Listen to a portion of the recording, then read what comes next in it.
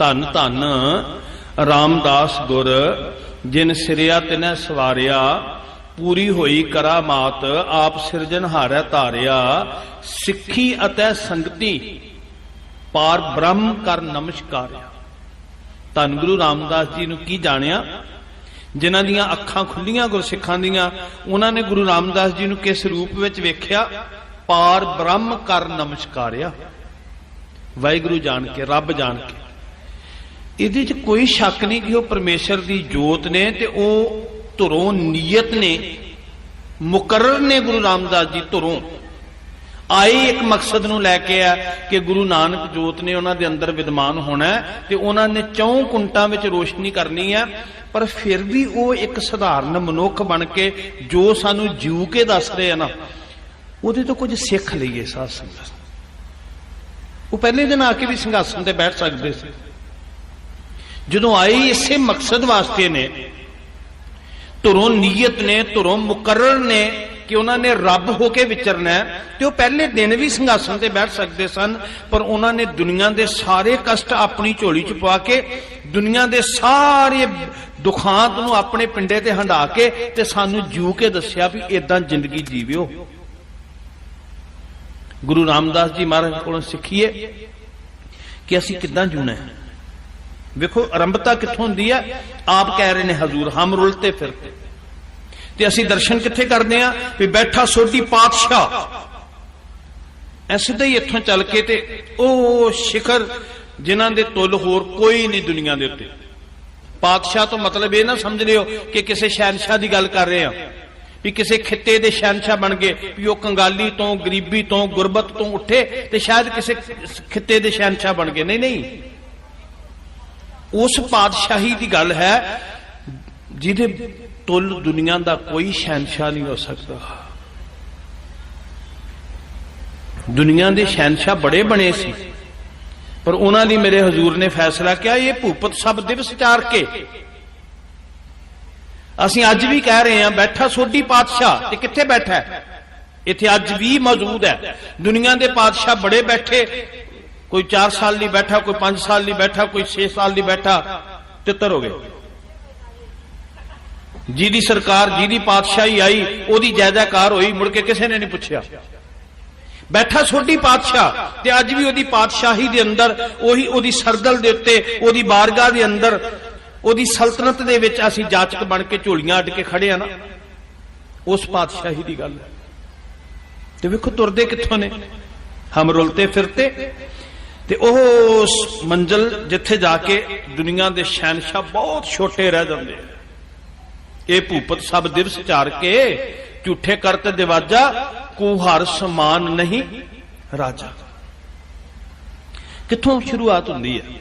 लोकां दी जुबान की कहंदी है? खिमा करियो मैं माफी मंग के बेनती करदा, मेरी जीभ समर्थ नहीं है बोल कहन दे, पर जो इतिहास में लिखा मैं तुहानू दसदा। लोकां दी जुबान ने इत्थों तक क्या कहना ही सी कि रामदास जी यतीम हो गए, यतीम हो गए।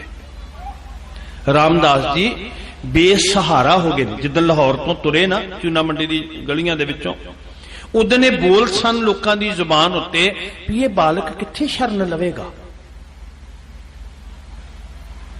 भागां वालिओ वाहिगुरू मैं अरदास करदा तुहानू जिंदगी दे हर दुख तो बचा के रखे, पर कते गुरु रामदास जी दे जीवन नू नेड़ियों वेखो ना, तुसीं महसूस करो अंदरों।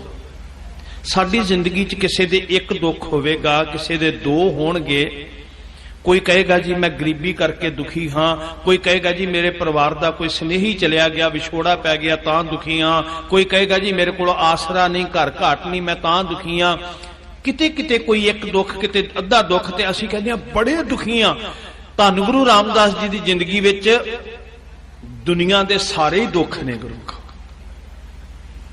मापियां दा साया उठ गया, घरों बेघर हो गए ने, कित्थे जाना है, कोई आसरा नहीं है, कोई रोटी का साधन नहीं है, कोई सिर लुकाउण वास्ते छत नहीं है।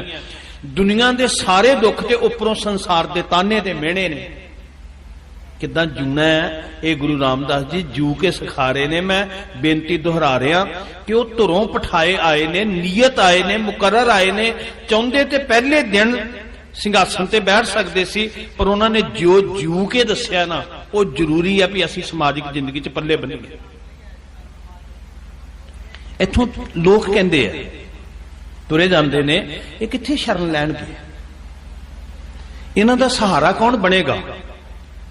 ਨੈਚੁਰਲੀ ਹੈ, ਜਿਹਦਾ ਮਾਂ ਨਾ ਹੋਵੇ, ਪਿਓ ਨਾ ਹੋਵੇ, ਠਾਰ ਨਾ ਹੋਵੇ, ਤੇ ਐਸੇ ਦੁੱਖ ਵਿੱਚ ਕੋਈ ਆਪਣਾ ਨਹੀਂ ਬਣਦਾ। ਸੁਖ ਮੈਂ ਬਹੁਤ ਸੰਗੀ ਭਏ, ਦੁੱਖ ਮੈਂ, ਇਹ ਹਜ਼ੂਰ ਦਾ ਆਪਣਾ ਬੋਲ ਹੈ, ਮੇਰੇ ਸਤਿਗੁਰੂ ਗੁਰੂ ਤੇਗ ਬਹਾਦਰ ਮਹਾਰਾਜ। ਦੁੱਖ ਮੈਂ ਸੰਗ ਨਹੀਂ ਕੋਏ।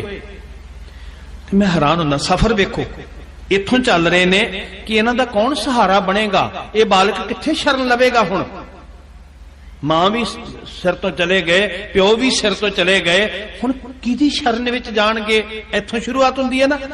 ਤੇ ਮੁਕਾਮ ਕੀ ਹੈ ਕਿ ਜਿੱਥੇ ਸਾਰੀ ਲੁਕਾਈ ਝੋਲੀ ਅੱਡ ਕੇ ਕਹਿ ਰਹੀ ਹੈ ਵੀ ਹੇ ਧੰਨ ਗੁਰੂ ਰਾਮਦਾਸ ਮਹਾਰਾਜ, ਸਾਨੂੰ ਆਪਣੀ ਸ਼ਰਨ ਵਿੱਚ ਲੈ ਲਓ। ਇਹਨੂੰ ਕਹਿੰਦੇ ਆ ਮੰਜ਼ਲਾਂ ਪਾਉਣੀਆਂ।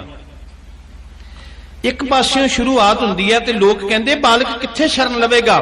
ਤੇ ਅੱਜ ਸਾਰੀ ਮਨੁੱਖਤਾ ਇੱਕੋ ਹੀ ਅਰਜ਼ ਕਰ ਰਹੀ ਹੈ, ਗੁਰੂ ਰਾਮਦਾਸ ਰਾਖੋ ਸ਼ਰਨਾਈ, ਗੁਰੂ ਰਾਮਦਾਸ ਰਾਖੋ ਸ਼ਰਨਾਈ।